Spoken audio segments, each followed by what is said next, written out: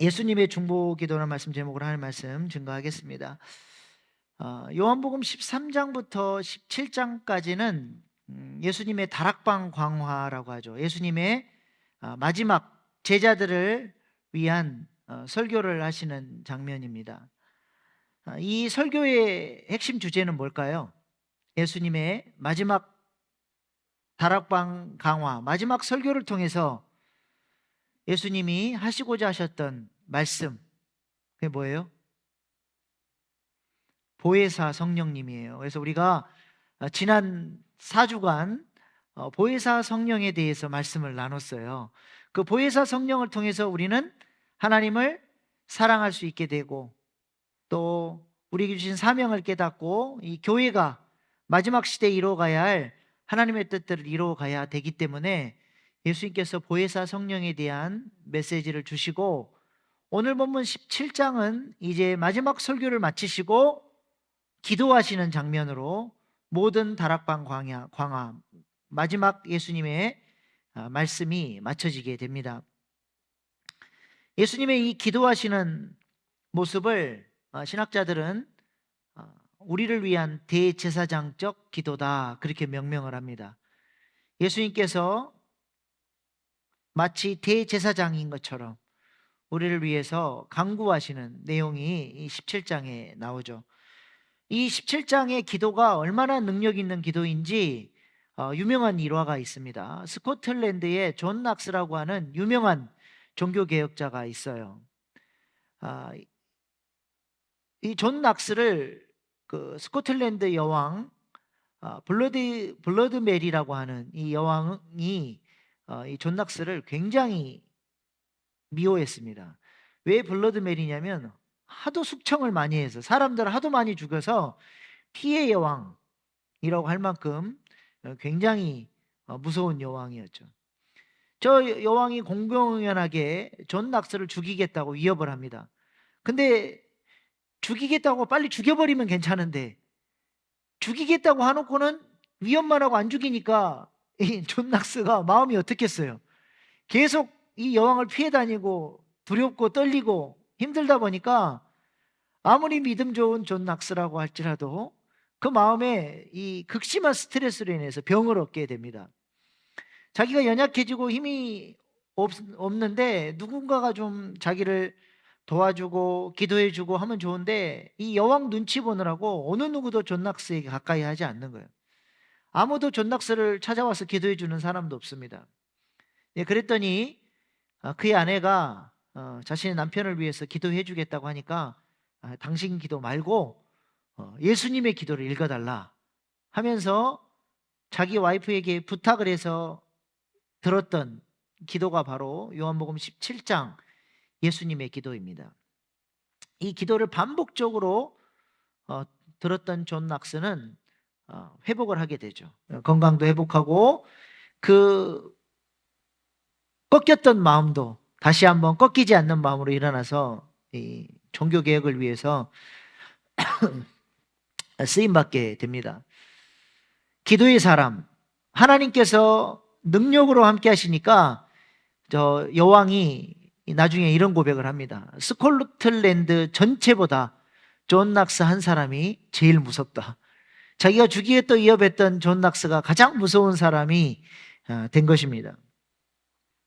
혹시 기도가 안 되고 마음이 불안하고 영적으로 좀 힘을 잃어가면 요한복음 17장 말씀을 조용히 읊조리면서 이 기도, 예수님께서 우리를 위해 해주셨던 이 기도를 한번 해보시기 바랍니다. 그러면 하나님께서 존 낙스에게 주셨던 그 놀라운 은혜를 우리에게도 주시리라 믿습니다. 이렇게 중요한 이 요한복음 17장의 예수님의 기도에 대해서 우리가 좀 말씀을 나누도록 하겠습니다. 요한복음 17장의 예수님의 중보기도는 세 단락으로 나눠져요. 1절로 8절까지는 예수님께서 자신을 위해서 기도하십니다. 그리고 9절부터 19절까지는 예수님께서 제자로 양육하신 그의 제자들을 위해서 기도하시고, 20절부터 26절까지는 이 제자들을 통해서 세워질 교회, 이 교회 공동체 안에 새롭게 들어올 바로 우리를 위한 예수님의 기도 내용이 담겨져 있습니다. 오늘은 첫 번째로 예수님께서 자신을 위해서 기도하신 내용에 대해서 좀 살펴보겠습니다. 우리는 중보기도 그러면 뭐가 떠올라요? 타인을 위한 기도, 남을 위한 기도라고 생각을 하는데, 예수님은 중보기도를 하시면서 제일 먼저 자신을 위한 기도를 하셨습니다. 중보 기도는 남을 위한 기도만이 아니라 내 자신을 위한 기도도 중보기도에 포함이 되는 거예요. 자신을 위한 기도가 먼저 있어야, 내가 먼저 채워져야 내가 다른 사람을 채우는 기도를 할 수 있는 것입니다. 산모는 아이를 건강하게 양육할 의무가 있죠. 뱃속의 아이가 건강하게 자라도록 해야 됩니다. 그러기 위해서는 산모가 스스로 잘 먹어야 돼요. 좋은 것을 취사 선택하고 좋은 것을 듣고 아이가 유익할 수 있도록 산모가 스스로를 잘 돌보아야 하는 것이죠. 마찬가지로 내가 영적으로 충만해져야 그의 나라와 의를 구하는 기도를 할 수 있고 하나님 나라를 위해서 살아갈 수 있게 되는 것입니다. 그래서 우리 금요 기도에도 기도 제목이 어떻게 나가요? 먼저 우리 개인과 가정을 위한 기도를 하고 교회와 지역사회를 위한 기도를 하고 더 반경을 넓혀서 이 나라 이민족과 세계 열방 선교지를 위해서 우리가 기도를 하는 것입니다. 이번 7월에 있을 우리 보르네오 단기 선교 주제를 임파테이션으로 잡았어요. 임파테이션. 로마서 1장 11절 12절 말씀에 나와 있는 건데요. 한번 같이 읽어보겠습니다. 내가 너희를 보기를 간절히 원하는 것은 어떤 신령한 은사를 너희에게 나누어 주어 너희를 견고하게 하려 함이니. 사도 바울이 로마 교회로 가고자 하는 이유는 뭐예요? 신령한 은사를 나누어 주겠다. 이 나누어 준다라고 하는 게 임팔트라는 단어죠. 저기서 임팔테이션이라는 단어가 나왔는데 기름 부으심을, 신령한 은사를, 내가 받은 복을, 내가 누리는 이 성령의 기름 부으심을 나눠주는, 전달하는 거예요. 그래서 단기 선교를 통해서 우리가 먼저 충만하게 채워지고 영적으로 잘 준비되어져서 그 땅 가운데에 나아가서 이 신령한 은사를 나눠주고 은혜를 전달하고 그렇게 하나님 나라를 확장하는 그런 단기 선교가 됐으면 좋겠다 하는 의미로 임파테이션을 주제로 잡았어요. 그렇게 내가 신령해지면 12절, 이는 곧 내가 너희 가운데서 너희와 나의 믿음으로 말미암아 피차 안위함을 얻으려 함이라. 하나님 나라를 누리는 이 평안의 복을 나눠주기 위해서 내가 너희에게 가기를 원한다 이야기를 하는 것이죠. 그래서 단기 선교를 통해서 우리가 말레이시아 땅을 섬기러 가지만 먼저 중요한 건 뭐예요? 우리가 먼저 채워져야 돼요. 우리가 먼저 기름 부으심으로 충만해져서 나눠줄 것이 있어야 나눠주죠. 내가 채워져 있는 게 없는데 뭘 나눠주겠습니까? 그래서 이 단기 선교를 위해서 기도해 주시고 우리 단기 선교팀 14명이 이제 구성이 됐는데 성령으로 충만하게 채워져서 가는 곳마다 놀라운 역사를 일으키고 그 땅 가운데 하나님 나라 복음을 전하는 그런 단기 선교 될 수 있도록 기도해 주시면 감사하겠습니다. 그래서 우리가 먼저 우리 자신을 위해서 기도하는 일이 중요합니다. 제가 예전에 섬겼던 교회 어떤 권사님께서 저에게 자랑스럽게 이렇게 말씀하셨어요. 목사님, 저는 지금까지 신앙생활하면서 내 자신을 위해서 기도해 본 적이 없습니다. 늘 그의 나라와 의를 구하며 삽니다 하시면서 본인이 굉장히 신령하고 영적으로 성숙한 사람인 것을 드러내시려고 말씀을 하셨지만, 사실 내 자신을 위해서 기도하지 않는다라는 것은 하나님을 의지하지 않는다는 거예요. 하나님을 의지하면 내 삶의 여러 가지 필요들을 위해서 기도할 수밖에 없습니다. 내가 나의 필요를 위해서 기도함으로써 하나님을 의지하게 되고 하나님이 주시는 은혜의 공급을 통해서 내가 누군가를 섬길 수 있게 되는 것이죠. 그래서 하나님은 이렇게 기도하지 않는 것, 하나님을 의지하지 않는 것을 굉장히 싫어하십니다. 열왕기하 1장에 보면 북이스라엘의 악한 왕, 아합 왕의 아들 아하시아라는 왕이 있습니다. 아버지를 닮아가지고 아주 그냥 악한 왕이죠. 우상 숭배를 많이 하고. 그러다가 이 사람이 다락난간에 떨어져서 다쳤어요. 근데 자기가 이제 죽을 것 같으니까, 그동안에 하나님을 배신하고 사니까 하나님께는 도와달라고 말은 못하고 에그론의 신 바알세붑에게 자기가 살아날 수 있는지 없는지 그것을 물어보러 이렇게 사람을 보냅니다. 하나님께서 그가 잘못된 삶을 살아왔던 것에 대해서도 진노하셨지만 결정적으로 그가 마지막까지 그런 위기 상황에서 하나님을 찾을 수 있는 마지막 기회를 줬음에도 불구하고 그가 끝까지 하나님을 찾지 않고 우상을 찾는 모습을 보시면서 하나님께서 진노하시죠. 열왕기하 1장 3절로 4절 말씀 한번 같이 읽어보겠습니다. 열왕기하 1장 3절로 4절. 여호와의 사자가 디셉 사람 엘리야에게 이르되 너는 일어나 올라가서 사마리아 왕의 사자를 만나 그에게 이르기를 이스라엘에 하나님이 없어서 너희가 에그론의 신 바알세붑에게 물으러 가느냐. 이스라엘에 하나님이 없어서 이방신에게 물으러 가느냐. 그러므로 여호와의 말씀이 내가 올라간 침상에서 내려오지 못할지라 내가 반드시 죽으리라 하셨다 하라. 엘리야가 이에 가니라. 이스라엘에 하나님이 없어서 이방신을 찾느냐. 하나님을 의지하지 않고 하나님께 기도하지 않고 하나님의 도우심을 필요로 하지 않는 것, 하나님께서 굉장히 불명예스럽게 생각을 하시는 것입니다. 그러므로 우리가 삶에 문제가 있고 기도해야 될 제목이 있다면 우리는 어떻게 해야 돼요? 하나님을 찾고 하나님을 의지하고 기도함으로써 하나님을 하나님으로 우리가 인정해 드리는 것입니다. 하나님을 의지하는 것, 하나님이 너무 좋아하시는 것. 그것이 바로 하나님을 인정하는 방법 중에 하나입니다. 저희 집 둘째 시온이가 기어다닐 때, 아직 말도 못할 때요. 늘 의사소통을 이걸로 할 때요. 손가락질로. 제가 교회에 갔다가 들어오기만 하면 두 팔을 벌리고 자기를 안아달라 그래요. 딱 끌어서 안아서 안아주면 손가락으로 가리키면서 몸을 움직이면서 빨리 가라는 거예요. 거기 어디냐? 먹창고. 애들 간식이 쌓여져 있는 그 먹창고로 나를 인도에 가서 지가 원하는 것을 골라 먹는 재미. 아빠가 퇴근만 하면 그때를 기다리고 있다가 아빠만 나타나면 이제 그래가지고 지가 원하는 것을 찾는 거죠. 그 모습이 얼마나 이쁘던지 지금도 눈에 선합니다. 그렇게 아빠를 필요로 하고 엄마가 아니라 아빠에게 도움을 구한다는 게 그렇게 고맙고 아빠를 필요로 하는 게 아빠에게는 그렇게 위로가 되는 거예요. 요즘엔 좀 귀찮을 때도 있어요. 밤만 되면 자기 운동을 너무 심하게 해서 근육이 뭉쳤다, 힘들다. 안마를 해줘야 잠을 자는 거예요. 그래서 밤마다 안마를 해주느라고 내가 힘이 들지만 그래도 아빠를 필요로 하는 딸이 있다는 게 얼마나 감사하고 행복한지 모릅니다. 하나님도 마찬가지예요. 우리 자녀들이, 하나님의 자녀들이 하나님을 필요로 하고 기도를 통해서 하나님을 만나려고 하고 하나님의 음성을 들으려고 하고 하나님의 도우심을 받으려고 하는 그 자세, 그것이 하나님이 기뻐하시는 자세고 하나님을 하나님으로 인정하는 그런 자세라고 하는 것입니다. 이것을 통해서 하나님이 영광을 받으신대요.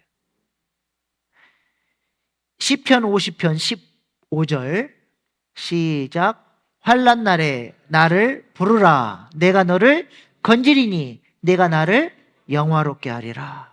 환난 날에, 어려울 때, 힘들 때, 도움이 필요할 때 누구를 불러요?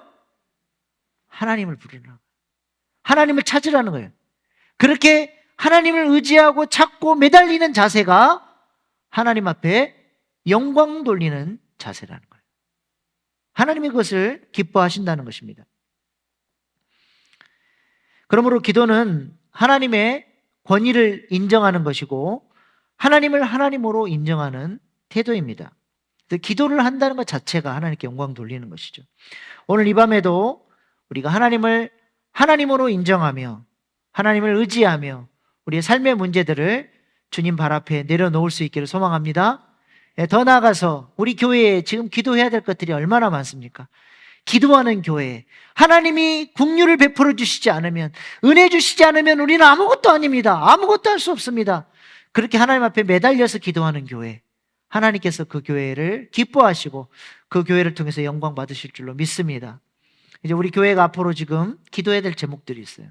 교회 일꾼들을 뽑아야 돼요. 5월 달에 되면 이제 우리 항존직 선거를 하는데, 교회에 일꾼이 잘 세워질 수 있도록, 그래서 교회가 같은 마음 같은 뜻으로 하나님 나라를 위해서 일사불란하게 주님의 명령을 잘 받드는 그런 교회 될 수 있도록, 그런 좋은 일꾼들이 피택될 수 있도록 기도해 주시고, 또 5월 달에 알파가 시작되잖아요. 아직 하나님을 알지 못하는 사람들, 전도에서 데려온 영혼들, 지금 알파에서 계속 주변에 초청할 사람들, 전도 대상자들, 교회를 나오지 않는 사람들, 예수님을 알지 못하는 사람들 계속 지금 초청하고 있어요. 그리고 그 명단들 놓고 기도하고 있습니다. 알파 사역을 위해서 기도해 주셔서 5월 한 달 동안에 5월, 6월 2달 동안 그 영혼들이 하나님을 만나고 성령 체험하는 시간이 될 수 있도록, 또 7월 되면 뭐 있어요? 단기 선교, 또 여름 성경학교, 여름 수련회, 이때가 얘들 잡는 기회예요. 진짜 하나님 만나야 돼. 그 모든 세상에 대한 사랑들을 끊고 주님 앞에 두 손 들고 무릎 꿇을 수 있도록, 계속해서 교회는 기도 제목들이 있습니다. 이것들을 놓고 우리가 하나님과 함께 동역할 때 하나님께서 우리 교회를 아름답게 사용해 주시리라 믿습니다. 그렇다면 예수님은 자신을 위해서 무엇을 기도했습니까? 1절 말씀 보겠습니다. 17장 1절. 예수께서 이 말씀을 하시고 눈을 들어 하늘을 우러러 이르시되, 아버지여 때가 이르렀사오니 아들을 영화롭게 하사 아들로 아버지를 영화롭게 하게 하옵소서. 예수께서 이 말씀을 하시고 저는 뭘 말하는 거예요? 요한복음 13장부터 16장까지 마지막 다락방 강화와 마지막 설교하신 것을 마치고 이제 기도를 하시는 장면이에요. 하늘을 우러러 보시고 뭐라고 기도하셔요? 때가 이르렀사오니 아들을 영화롭게 하사 아들로 아버지를 영화롭게 하옵소서. 때가 이르렀고 나를 영화롭게 해주시고 또 내가 아버지를 영화롭게 해주십시오. 그렇게 기도를 합니다. 때가 이르렀다. 무슨 말이에요? 호라라고 하는 단어를 쓰는데요. 저 요한복음에서의 때는 예수님의 십자가를 의미합니다. 예수님께서 하나님께서 보내신 목적을 이루어 드리는 거죠.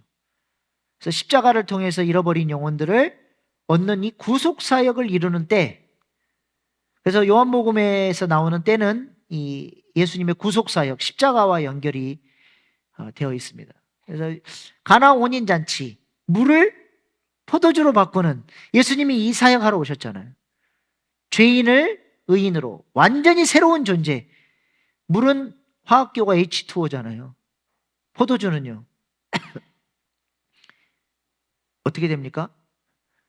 에탄올이 어떻게 되죠? H2OH, H2OH 뭐더라? 아무튼 그 복잡한 완전히 새로운 존재로의 변화를 위해서 예수님 오셨잖아요. 근데 어머니 마리아가 물을 포도주로 바꿔달라고 요청하니까 예수님 뭐라 그러셨어요? 내 때가 아직 이르지 않았습니다. 이 때는 바로 그 십자가의 때를 말하는 거예요. 이 가나 혼인잔치가 예수님의 십자가의 사역을 지금 예표하고 있는 거예요. 그때 십자가의 때에 죄인을 의인으로 바꾸는, 물을 포도주로 바꾸는 역사가 이루어지게 될 것을 우리 주님이 말씀을 하시는 거죠. 그래서 그 십자가를 질 때가 가까웠음을 말씀하시면서 그것을 위해서 기도하시는 거예요. 그럼 예수님이 영광 받는다라고 하는 것은 뭘 의미해요? 이 영광 받는 것과 때, 호라가 늘 같이 등장을 합니다. 가나 혼인잔치에서도 내 때가 이르지 않았습니다 하고 물을 포도주로 바꾸는 기적을 일으키신 다음에 성경에 뭐라고 기록되어 있어요? 예수님의 영광이 드러나심으로써, 예수님의 영광이 드러나심으로써 제자들이 믿게 되었다, 그렇게 이야기를 하죠. 그러니까 때도 예수님의 십자가를 의미하고 영광도 예수님의 십자가를 의미하는 거예요. 하나님의 보내신 뜻을 이루는 것이 예수님께 영광이 되는 거예요. 나를 보내신 목적을 이루는 것, 사명을 온전히 이루는 것이 예수님께 영광이고 우리도 마찬가지예요. 우리도 보냄받은 사명을 이루는 것이 우리에게 영광이 되는 거죠. 그것은 곧 또 하나님께 영광이 되는 것입니다. 예수님이 지금 다락방 강화를 마치시고 지금 뭘 위해서 기도하고 계시는 거예요? 자신의 사명, 자신의 십자가의 사역을 위해서 기도하시는 거예요. 마지막 겟셋마네 동산에 가서 마지막까지 이 십자가의 사건을 놓고 우리 주님은 지금 기도를 하셨습니다. 왜 십자가가 그렇게 예수님 앞에 힘듭니까? 예수님 십자가를 진짜 안 지고 싶어 하셨잖아요. 이 잔을 꼭 내가 마셔야 됩니까? 다른 방법 없습니까? 그러나 하나님께서 그 사명을 감당하라고 하시니까 묵묵히 순종하며 나아갔던 것이죠. 십자가는 인간이 저지를 수 있는 가장 끔찍한 형벌입니다. 그래서 로마 시민권자들에게는 십자가형을 내릴 수가 없었어요. 그만큼 끔찍하죠. 길게 산 사람 한 15일까지도 십자가에 매달려 있다 그래요. 완전히 몸에서 모든 피가 다 빠져나가고 극심한 고통을 느끼다가 죽는 자리가 십자가입니다. 십자가에 달리면 호흡이 다치잖아요. 그럼 어떻게 해요? 자기 살을 찢으면서 이렇게 다리에 힘을 주고 올라와야지 숨을 쉴 수 있어요. 올라와서 숨을 쉬는 거죠. 과다출혈로 인한 엄청난 두통과 이루 말할 수 없는 그 십자가 형벌의 고통이 있었습니다. 그래서 우리 예수님은 빨리 돌아가셨죠. 그만큼 온 힘을 다해서 사역을 하신 것 같아요. 강도 좌우편에 있는 사람은 그 다음 날이 6월절이니까 6월절 날 사체를 보면 자기들이 부정해지니까 제사를 못 드리니까 빨리 저 시체를 치워버리기 위해서 어떻게 했어요? 와서 다리뼈를 꺾어버린 거예요. 다리뼈가 꺾여지면 이게 올라올 수가 없잖아요. 호흡이 안 되니까. 그래서 다리뼈를 꺾었는데 우리 예수님은 6월절 어린 양 그 뼈가 꺾이지 않으리라 예언했던 것처럼 보니까 벌써 운명하셔서 그 뼈가 꺾이지 않게 된 거죠. 아무튼 우리 예수님께서 이 십자가의 고통이 육체적 고통도 크지만 이 십자가가 예수님에게 더 큰 고통은 뭐예요? 하나님과의 단절이죠. 엘리 엘리 라마 사박다니. 원래 우리가 우리의 죄 때문에 하나님 앞에 버림받고 주님 앞에 심판받으면서 울부짖어야 했던 그 고백을 우리 예수님이 대신 당하신 거예요. 대신 하나님으로부터 버림받게 된 것입니다. 이거는 예수님과 하나님이 단절됐다. 이것은 상상할 수 없는 거죠. 우리 하나님은 어떤 분이에요? 삼위일체 하나님이잖아요. 서로가 서로를 사랑하시고 사랑으로 완벽하게 하나 된 그 하나님이 십자가에서는 하나님이 죽었어요. 그래서 몰트만이라는 신학자가 십자가에 달리신 하나님이라는 책을 썼어요. 예수님이 달린 게 아니라 그 자리에 하나님이 달렸다는 거예요. 성부, 성자, 성령 하나님이 십자가에서 같이 죽었다는 거예요. 성부 하나님은 예수님을 심판하시고 저주하시고 성령님은 떠나버리고 십자가의 자리에서 우리가 고백하는 하나님이 죽었습니다. 예수님이 대신 버림받고 대신 단절당하고 우리에게는 뭘 주시기 위해서? 하나님과의 아름다운 교제를 누리며 살아갈 수 있도록. 내가 대신 버림받고 내가 대신 단절될 테니까 너는 내가 하나님과 관계에서 누렸던 기쁨을 누리고 너는 하나님을 사랑하는 자로 하나님의 영광 가운데 머무는 자로 살아가라고 십자가의 은혜를 통해서 주신 것이죠. 이 사명을 이루는 것이 예수님께 영광이 되는 것이고 이것을 잘 감당할 수 있게 해달라고 우리 예수님은 기도를 했다는 것입니다. 우리 예수님의 마음의 소원은 뭐냐? 늘 하나님의 뜻을 내가 어떻게 이룰 것인가? 그것이 우리 예수님의 최대 관심사였습니다. 그래서 요한복음 4장 34절 35절 말씀 보세요. 예수님이 뭐라 그러세요?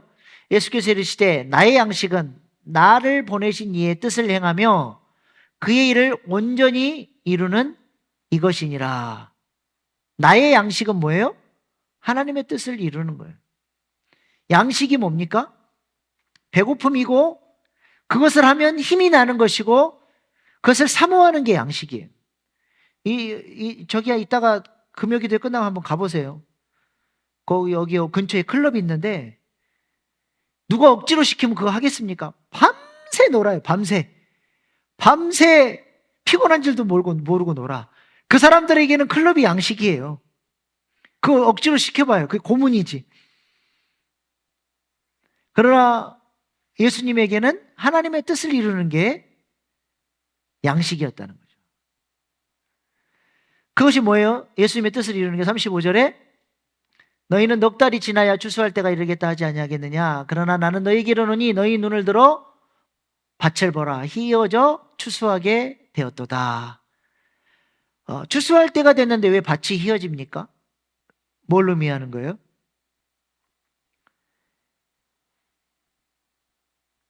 옛날이나 우리 이스라엘이나 조선시대나 똑같아요. 일반 평민들, 가난한 사람들은 옷감을 이렇게 염색을 할 그럴 돈이 없어요. 그냥 그래서 원본 그대로 그냥 흰색 옷을 입는 거예요. 그래서 일꾼들이 다 흰색 옷을 입고 추수 때가 되면 사람들이 다 어디로 몰려 들어가요? 밭으로 몰려 들어가요. 그래서 멀리서 보면 밭이 어때요? 희게 보이는 거예요. 아, 추수 때구나 알 수 있게 되는 거죠. 우리 예수님의 관심사는 뭐예요? 추수, 영혼을 살리는 일, 그 생명 얻는 일이 우리 예수님의 최대 관심사였고, 이것을 위해서는 예수님이 십자가를 지는 것이 하나님의 뜻을 이루는 것이었던 거죠. 그것을 감당할 수 있게 해달라고 예수님은 기도했던 것입니다. 이것은 동일하게 우리를 향한 사명인 줄로 믿습니다.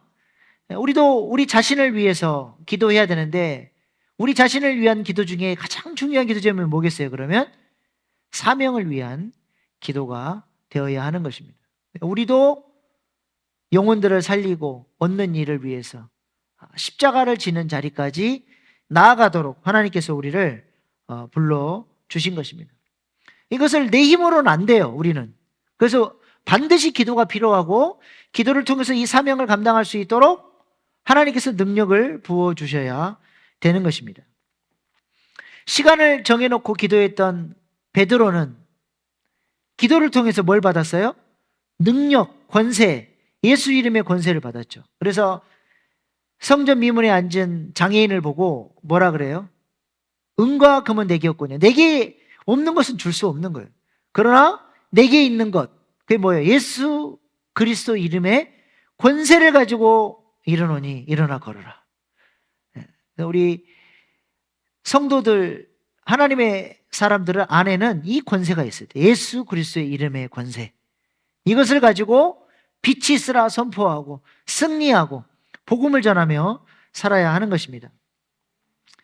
또 하나님이 기도하면 뭘 주세요? 능력도 주시고 그 일을 잘 감당할 수 있도록 도구도 주시는 거예요.